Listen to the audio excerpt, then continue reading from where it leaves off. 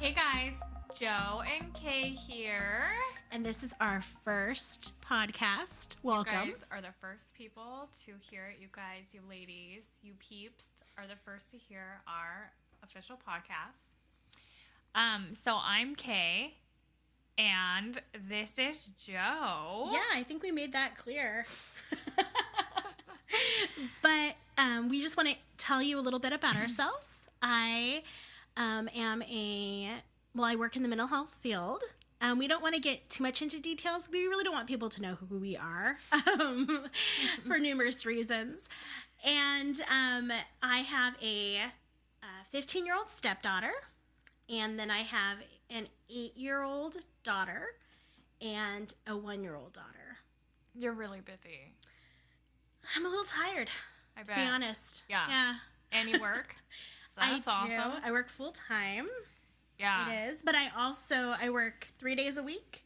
Yeah. So I'm home most of the time with my little one. So I have kind of that stay-at-home mom feel, but I'm also working. Which is awesome. So it is. Same. Yeah. So I have a 9-year-old, soon to be 10-year-old boy. And then I also have a 3-year-old daughter who is a hot mess. She's adorable. She's a mess. Literally a mess. She keeps me on my toes. And I work full time as well. I have flexibility, so I kind of work in my office sometimes, and then sometimes I work from home. So I kind of do have this stay-at-home mom feel. Mental health jobs are great for that. They are great for the flexibility of just being able to be a mom, balance it out. And you're currently going to school. I am in school to get your master's degree. I know. I'm in school full time too. This is all insane. I don't know what I'm doing. But she keeps it together, and I'm a recovering perfectionist. Yes, and I've never been a perfectionist at all. Yeah. I'm just me.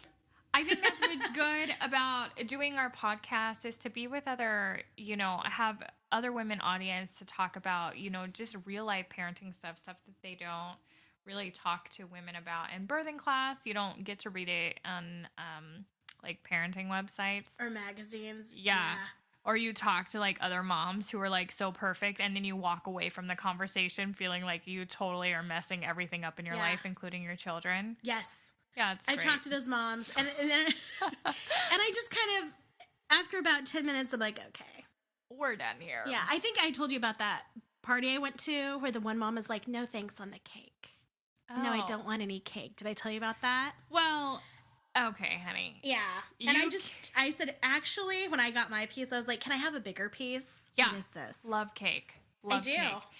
See, sometimes I feel like I'm that mom when I'm like, oh, no, my kids can't have any cake. But then they have allergies. But then I think that sometimes I come across as like, I don't know how I come across, to be honest. I don't know. Yeah, that's always, because our perception of ourselves is so different. Right, than what people, exactly. Yeah. I would never take you that way. I would never be like, oh, she's the bitch mom. Yeah, no, I really try not to be. I'm like feeling like I'm sinking ship the majority of the time, just trying to hold it together. But I want this to be a safe place for moms to come and listen and to be able to talk about, really unfiltered real life things so that we can connect and just be like a really awesome support for other people on their parenting, working, motherhood, womanhood journey. And it is. And it's all kind of an experiment. Yeah. I will tell you that. Mm-hmm. And I experiment daily. And it fails quite often. Yeah. Parenting is it's not easy. Sometimes it's easier than other things that we do, like work or juggling. I think that's one thing that I know for me, it comes really natural to me. It's just like being a mom. But then other days I'm like, I don't know if I'm cut out for this. Mm-hmm. So I need a call. Mm-hmm. My husband to come home from work and get these kids away from me. Mm-hmm. And my husband's a teacher, so I can't do that. But sometimes he comes home and I think he can just tell Yeah, that you're just not feeling I'm it. not today. It's hard when you work from home and are a mom because, like, well, I've been at home all day, so it's hard to disconnect. Or then your husband just kind of looks at you as like, well, you've been at home all day. Like, what are you exhausted from? Bless And you his can't heart. explain it. Right. So I'm like, I've been working. What are you talking about? Like, I've been in the office working, like, juggling 50 million things and making sure that, like, Your 3-year-old doesn't die. my 3-year-old doesn't die and that, like, my dogs don't, like, run out of the house. And that nobody hears children or kids in the background when I'm on the phone trying to work. That is the worst. I don't know. Have you ever been on like a work call and then your kid's screaming and you're literally like hiding in a closet or in the garage, Yes. sitting in your car? Yes. Like talking on the phone, pretending that like you're in an office somewhere, really professional, but really you're like literally in your car in the garage. Yeah, I do it in my closet or the bathroom. Yeah. And it's hard in the bathroom because, like, it's echoey in there, and I think they can... That's true. They'll be like, where are you at? Yeah, I'm locked in the bathroom. Yes. That's why I always sit in my car, but I open the passenger side because it won't ding at you. And then I like gently shut the door and I'll just kind of sit in my car and quickly take my quick call. Meanwhile, my kid's like tantruming at the door. So I know she's fine because I can obviously still hear her screaming and she'll just stand at the door waiting for me. But I use mute a lot. Mute. Yes. Is my friend on my phone. I know. Or like the silent like gestures that you do to your kids because you're like angrily pointing to the phone like I'm on the phone. Yeah. And I never do that when it's like a friend or it's, like I let it fly because my friends know. I know. But for work, you don't have that luxury. You can't. And it's like other coworkers, totally, it's fine. But when it's other professionals in the world, I still think there's like this stigma of like work from home. Like, are you really working from home? Yes. And it's like, I think that sometimes we forget that we're all human beings and we all are like, it's real life. But I do remember being on a call with like this really like higher up like position guy. And my dog started barking because FedEx showed up. And he was like, oh, is that your dog? And I'm like, yeah, sorry. Like, oh, totally working from home today. And he was like, oh, that's funny. I am too. I'm surprised you haven't heard my kids. And it was like, just like such a relief. Yeah, to know like, okay, we're good. I don't have to be like, oh, can't believe my coworkers are bringing their dogs to work. Shame on them. And I think moms do that on a regular basis with most things. Like, oh, sorry, my van's a mess today. Well, let's get real. My van's a mess every day. Every day. It's a van. Or, oh yeah, her hair's a mess today. Like we rushed out of the house. Yeah, like it's always an excuse for just like to make sure that people like don't judge you. Like we're quick to put up that guard and like make an excuse of whatever when really it's just like, okay, my 3-year-old, like, her hair is a mess right now. Like, I don't even know what happened. It looked cute. She totally, like, effed it all up in the car on the way here. She threw her bow, like, threw her shoes in the car. It smacked me in the face. Like, we're lucky to just be alive at this point. So, like, her hair is, like, kind of crazy. And I'm already tired, and it's 8 o'clock. So let's just not worry about her hair. Let's just forget about... Let's just love each other as moms. Yeah. But I think they're so... we'll get into more of that. Yeah. But so this is the time we're starting our segment. So pour a delicious glass of wine or juice or tea or whatever. Whatever you're drinking. You drink. Water. Yeah. For those moms. Water infused with fruit for those moms. For those moms. I'm not. I wish I were. I know.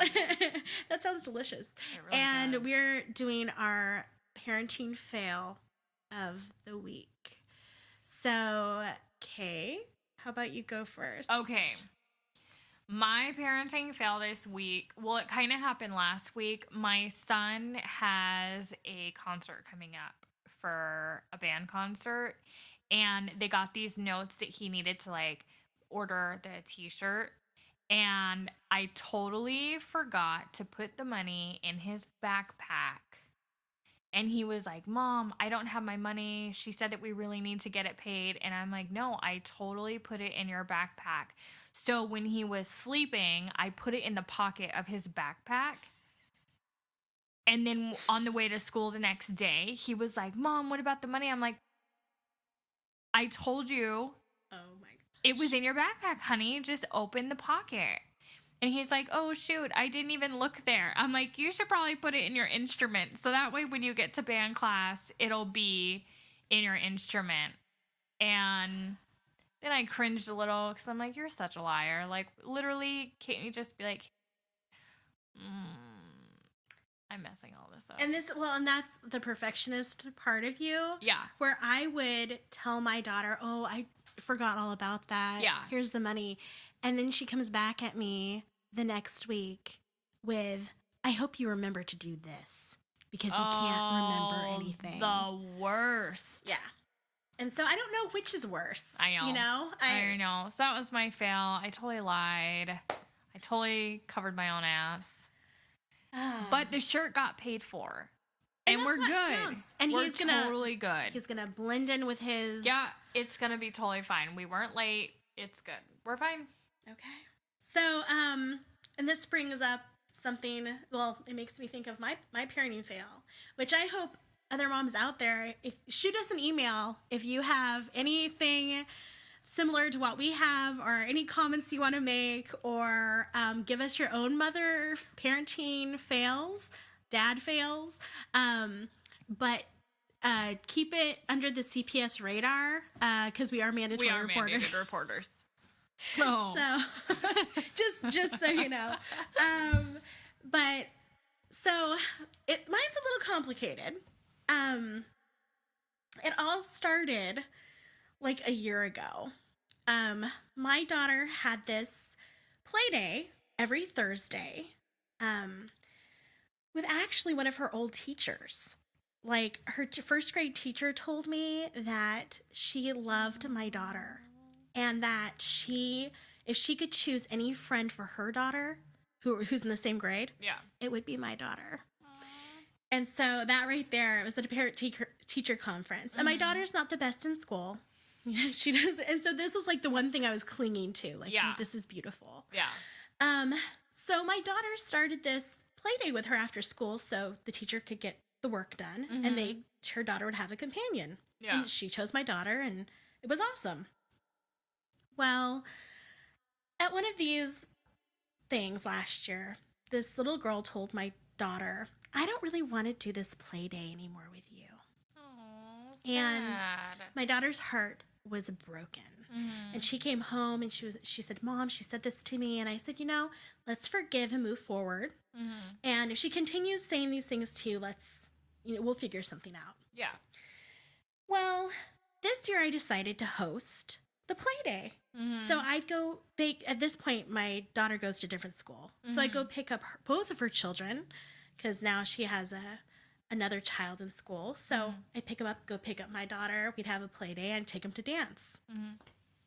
Well, my daughter brought up, I'm upset with you still because you said you don't want to have a play day with me. Mm-hmm. And I said, but she's here now. It wasn't good enough.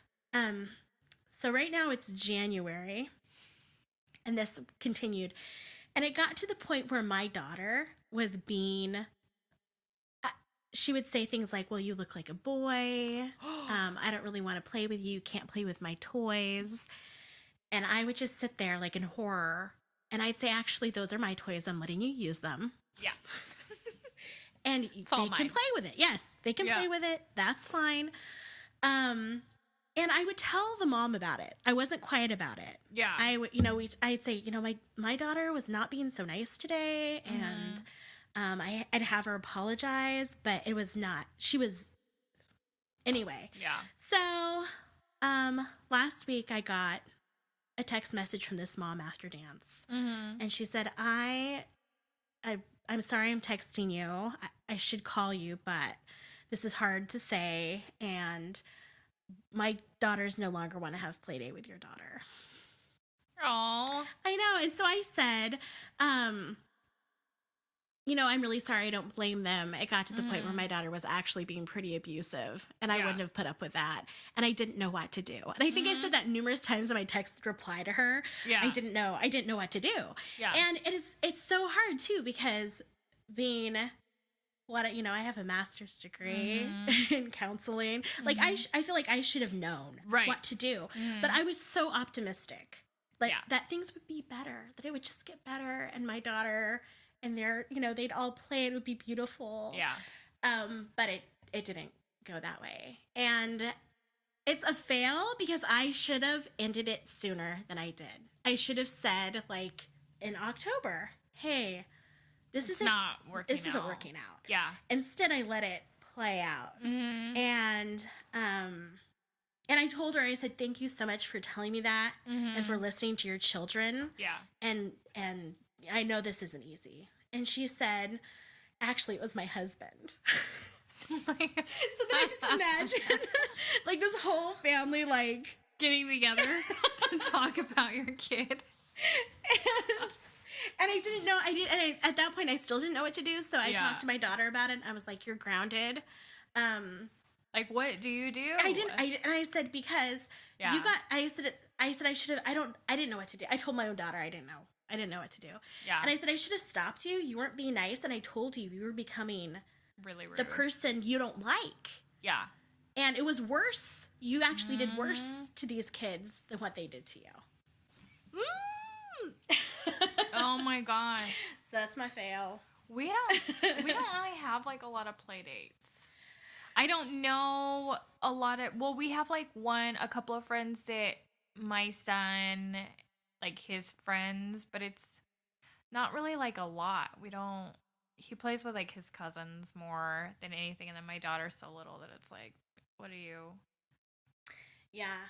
And I have friends who like cringe at the play date label. I do. They're like, can't you just have a friend over? Why is it a play date? And I have friends who don't do it because they don't want to be judged. They're like, no, I don't want your kid coming over to my house, and I don't want, it's just. And I've had that happen a lot, actually.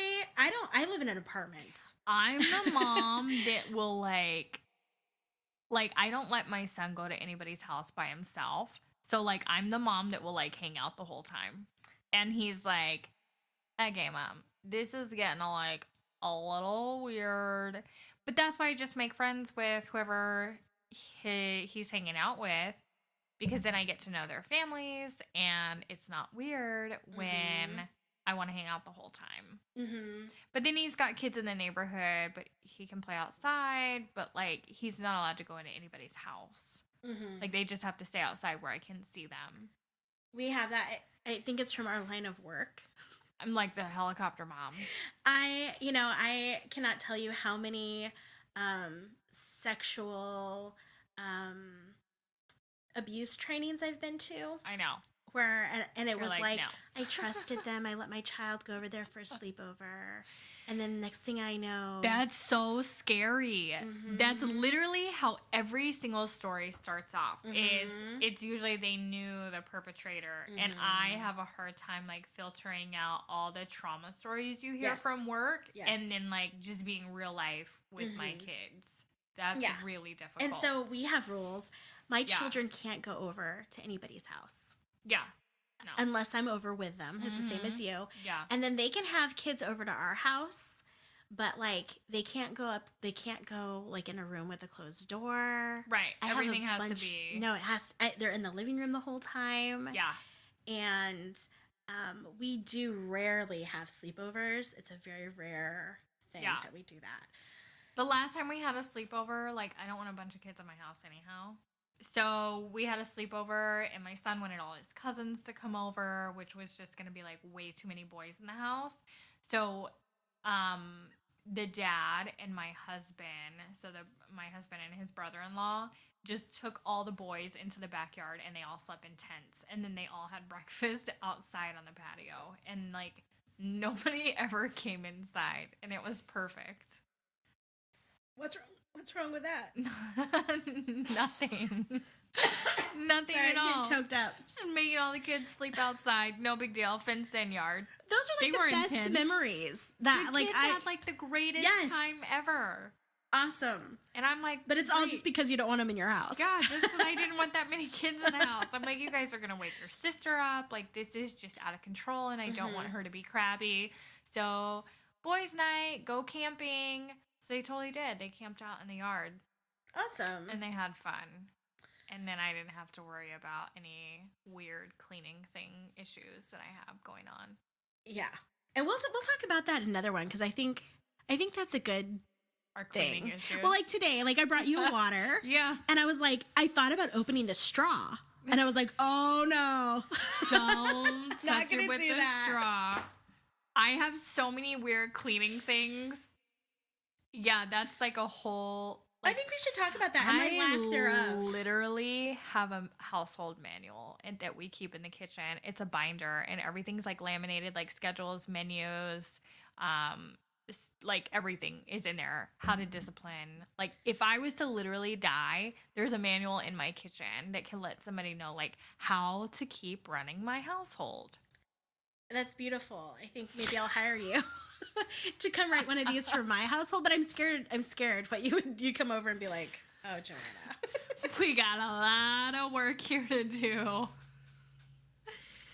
So I know that all pregnancies are different. Yeah, and so let's start from the beginning with parenting, pregnancy. When it all happened for us. Yes. So I really don't have a lot to share about. I've been pregnant twice. I have two of my own beautiful girls. My pregnancies were awesome. Like, mine were nightmares. I can't. And that's also something about us. I like every morning I would wake up. I have a lot of energy.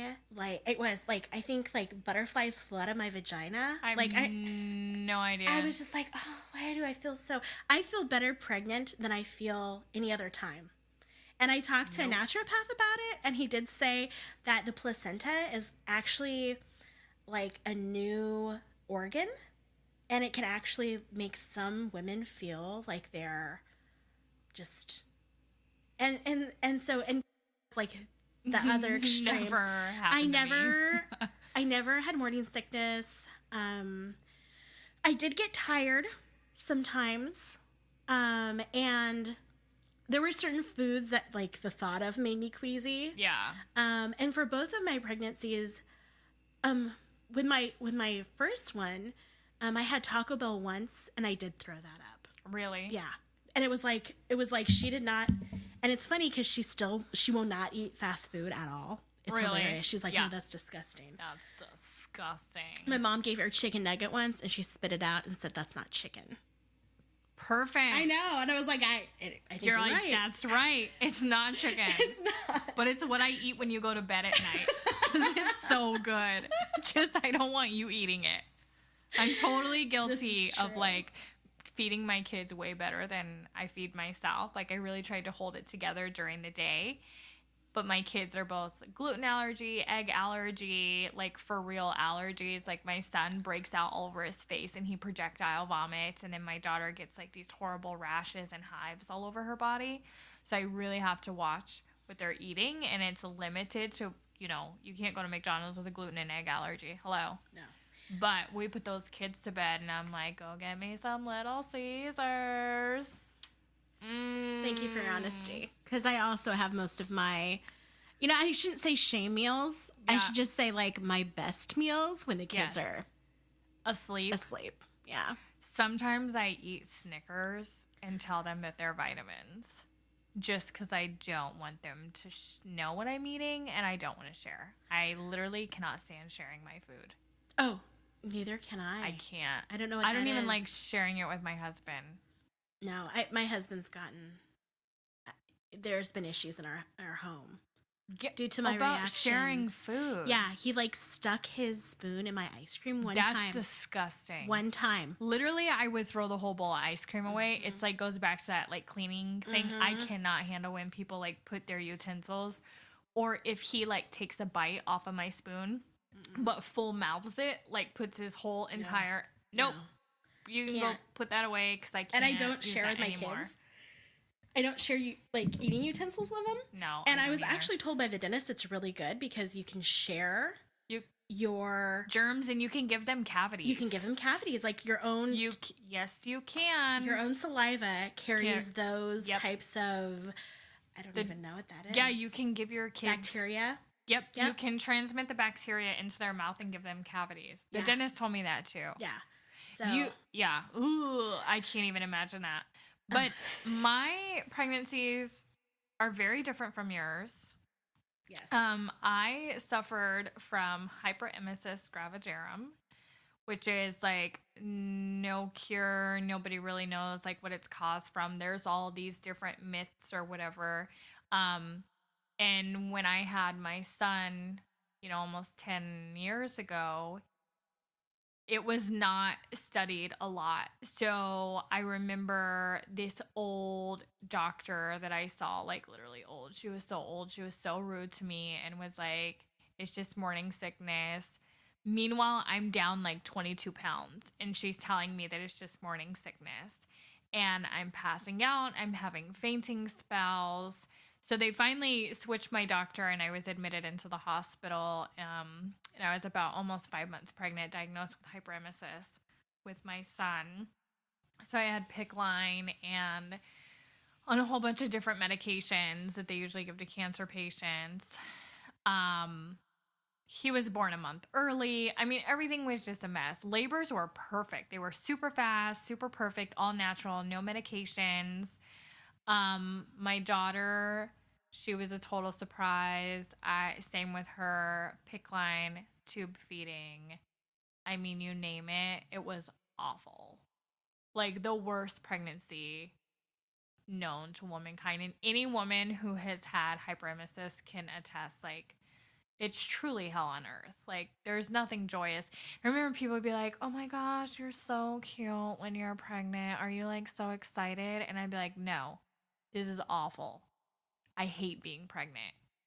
And then I literally had a coworker say, well, I hope that attitude changes when the baby comes. Like, I think they like interpreted it like I hated my kid when it's not. No, the pregnancy is different. Pregnancy is all, yeah. And that brings me to a whole different thing that I wanted to talk about for pregnancy is your cortisol levels and how they affect your attachment to your kids and what healthy attachment looks like. And that does start during pregnancy. Yes, it does. And so how do you feel? Do you feel like that affected your attachment, just having a bad pregnancy? Or I do. I feel like with my son, I was attached to him just as in like there is a baby in my body, and I think we all have that just like innate like nurturing, like we know that there is a baby inside of us, but then you have all these other complications. And I did have moments with both kids like I literally cannot do this anymore. And you do think about abortion, and it's not abortion as like I don't want my baby anymore. You're thinking like I am literally in the midst of hell dying, and I know that if I'm not pregnant, I'm not going to feel this way anymore. So you're really going down that thought process, which like scared the shit out of my husband because he's like, why are you saying these horrific things? Like, stop talking like this. But having those moments, like, we had the at-home heart monitor and like listening to the heartbeat and my husband singing to the baby and just like, touching my belly and really trying to say positive things out loud because I kind of feel like, do I really want to tell my baby, like, I don't want you? I didn't want her or him to hear, but then sometimes I would feel guilty that like they could still feel my energy. Yeah. And I was like scared. It's scary because you want to do everything right, but it's hard when you're like emotionally thinking. Yes. And you're physically ill. Yes. And trying to, you know what I mean, hold it all together. Yeah. What about you? Well, I definitely, there's a huge difference between my kids. Yeah. And just where we were in life. Yeah. So with my daughter, I was pregnant, and we had just like I was having some issues um, with my stepdaughter. So I decided that I was going to quit my job and just invest all my time in her before the baby came. Yeah. And just really help her. And we could barely afford to do that. Like, barely afford it. We were only cooking at home, and it was cheap. It wasn't like we could not afford Taco Bell. Like, it was not good. Yeah. And my husband, who was always just a really strong person, had a bunch of horrific stuff happen at work, and he actually lost his job. And my daughter was born in 2009, right when our economy went to crap. The recession happened. So I was 9 months pregnant at the welfare office applying for food stamps. The worst. And, and I was angry, and I think I was very stressed, which causes cortisol. Right. It's a stress hormone. That's reaction, that's reaction that happens. And we were spending a lot of time with my mother-in-law, who I cannot stand. We do not have a good relationship. And I've always heard that whoever's around you making your cortisol go up, when your baby is born, they won't have like a good attachment to the voice that cortisol is attached to. Anyway, my daughter has never had like a very good relationship. When she would just cry when my mother-in-law would hold her, and just that's interesting. Yeah. So because she was causing me so much stress at that time, and then but we had to be nice to everybody, because like everyone was like, people would buy us dinner. Right. And I was like, I'm not going to say no to that, so. All the help. But, but it was just really rough. We had that, like, especially when we got pregnant with my daughter, because she was so unexpected. Like, it literally, we went from 2 incomes, a kid in private school tuition, I'm in school. There was like all day some money going out, 2 car payments, 2 of everything, but we had 2 incomes, and we were fine, and we were adjusted to that. And then I got pregnant with our daughter, and everything went downhill, and I had to go on FMLA, and it was like all of a sudden, instantly, just like that, you have one income disappear. Yeah, and I think it's really good I'm glad you said FMLA, because so many people I've been talking to lately who don't have kids have said things like, well, FMLA will pay for that. No. And I said, no, FMLA means you get to keep your job. Yeah, you just get to keep your job, but be absent on medical leave for an extended period of time, but you do not get paid. You have to use like your vacation and your sick time. If you have those. If you have that, which I didn't. Because at that time, I was in a different position at my office where I did not have, I think I maybe had like 20 hours of sick time or something like, ridiculous. So we would literally, like during that time, it was like, okay, do we put gas in my car, or do we go fill my prescription that like I have to have? And even like when I would go see my maternal fetal specialist, they're like, that'll be a $30 copay. And it was like, I just got used to saying like, oh, can you just bill me? Because I literally didn't even have $30 to pay, because all of my husband's extra money was now going to pay for my car and pay for, because we had it all set up where you pay this, I pay this, because that's how it works for us. And I didn't have that. And I think that could be a whole nother show, because I think so many moms are faking like they're okay financially, or that they're not on the verge of tears all the time, when really, it's one of those really difficult things. It's one of those things that nobody ever talks about is money, student debt. No. Nobody ever talks about their student debt. I'll be open about mine. Me and my husband both. He's actually went back to school to get a master's degree. Yeah. We will combined have $200,000 of Doesn't that like debt. make you sick to your stomach? Yeah, it does. It does. We went to a nonprofit organization that Yeah. like help people get prepared to purchase a home Mm-hmm. and make sure that they don't lose it in 3 months due to Right. Yeah. foreclosure. Um, and when she looked at it and said it out loud, I I almost I kind of wanted to cry. Yeah. No, I totally get it because my husband and we were actually in the process and wanting to buy a new property. And when we really started crunching numbers, like, yes, we can do it. But then we were like looking at it and we're like, what the hell are we doing? Like, this is not okay. Like, we could keep up with the Joneses, but I would literally be crying every single night because I would have no freedom financially. And we're in a good spot now. I know what it feels like to not be in a good spot. Like, we had to move out of our home and we had to move into something else, and it was awful. My husband lost we had to sell my husband's truck. He didn't have that anymore. That was like his pride and joy, his Hemi big Dodge, Hemi beautiful truck. Gone. I had to sell my truck too. Yeah. It was a Gone. hard time. Yeah. Gone. And I think people don't talk about that, and the things that you just have to do to survive. And you can say like, oh, go to school and it's going to be amazing and you're going to have this career. But sometimes I look at the amount of student debt I have and it's like, is it really worth it? And I do in moments feel like, I tell my husband, like, I feel guilty, like I messed our family up because my husband doesn't have any student debt. And I feel like, okay, but it's because you're a man. Like, you could easily get a job that pays a lot of money and never go to college.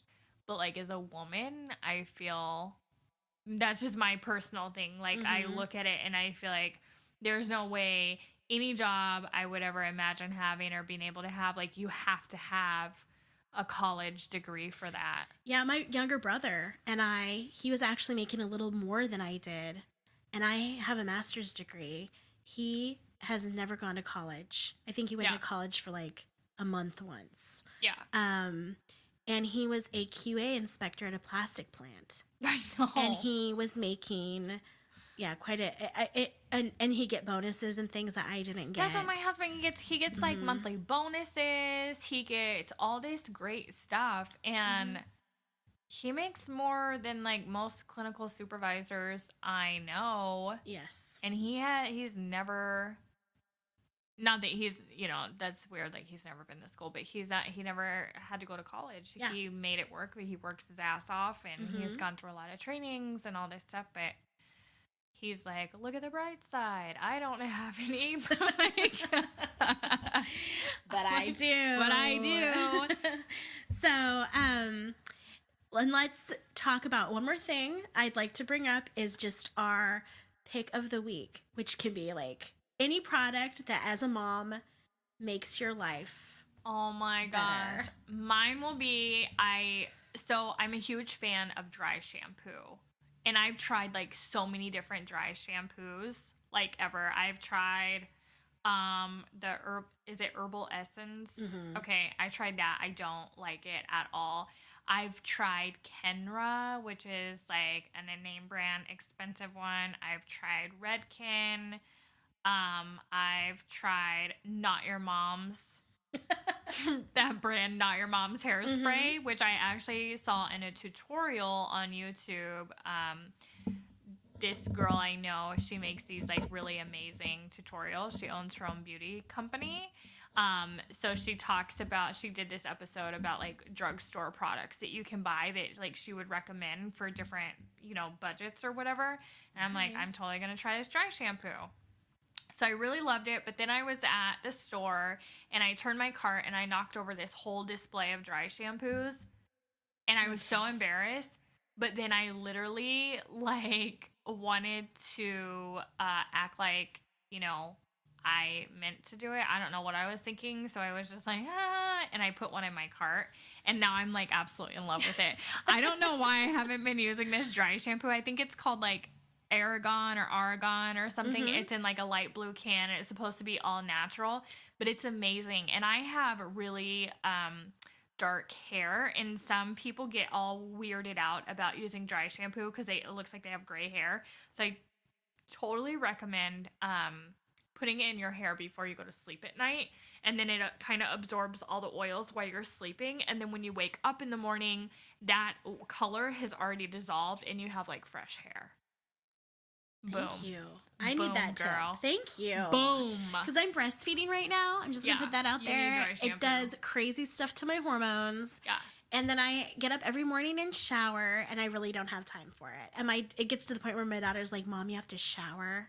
Yeah. I'm going to be late for school. I have to take her to school every day. So, yeah. I don't wash my hair every day. Good. You're not supposed to. You're not supposed to, but then people are like, I can't do that. I have really oily hair. Well, so do I, but hi, dry shampoo. How you been? But like in a pinch, baby powder totally works. I've heard that. Baby powder is great. I've used that on vacation. And then one time I forgot deodorant, and I'm like putting like baby powder in my armpits. It was really awkward. And then somebody was like, oh, just like rub a lemon, but I'm so afraid to like burn my skin after I shave my pits. No. I don't know. Has anybody ever used like lemon? Yeah, let us know. On your armpits? Like as a natural deodorizer? Because I love to know. Does it burn, first of all, after you shave? And does it really work? I'd like to know that as well. What's your pick of the week? My pick of the week is dry erase. Not dry erase markers. Dry erase markers. You're like, they're amazing. I've been sniffing them, and let me tell you, takes the edge off. Oh the Mr. Clean Magic Erasers. Bomb.com. If you have not used these, I don't know why. They are sometimes a little expensive. Maybe that is what Costco. People. Yeah, I saw that they had like the giant thing at Costco. And they work amazing. My daughter decided to have friends over, and they got into makeup. And I don't know why 8-year-old, almost 9-year-olds would get lipstick all over the walls. But they did. Okay. I totally have a story about a dry Mr. Clean. It is like the worst story I'm ready for ever. it. Okay. Give it to us, okay. I was having like the worst time. I think my son was like about 3. And I was in the middle of finals. I super stressed out. Like I just can't even. And I go to take a nap. And you ask anybody, like I'm not a nap taker. I'm too busy. I'm constantly doing something. So I don't like lay down and take naps. It's not my personality. But on this day, I lay down to take a nap with my son. And he always would take a nap in my bed because that's how I could get him to go to sleep, is if he would nap. So he slept in his bed but napped in my bed. So I wake up and he's not in bed with me. Now, he's not the kid to like get into anything. So at first, like I wasn't even alarmed. I thought maybe he went potty or something.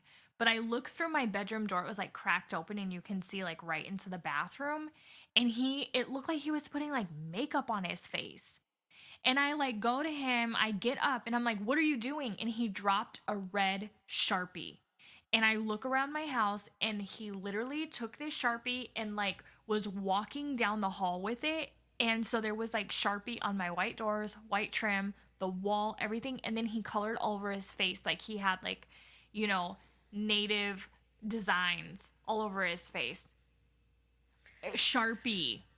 So I'm trying not to freak out. I put him in the shower. I grab my Mr. Clean eraser and I'm taking everything off. And I get all the way down the hallway to the laundry room. So at the end of the hallway, there was the laundry room. And I'm wiping the trim down of all this stuff, and the water from the Mr. Clean sponge like started leaking all over the trim. So I reach into the laundry basket on the other side of the wall and I go to wipe all the water off. And then I'm like, what the hell is that? I literally grabbed like his shitty underwear and literally smeared shit on the wall. I can't even.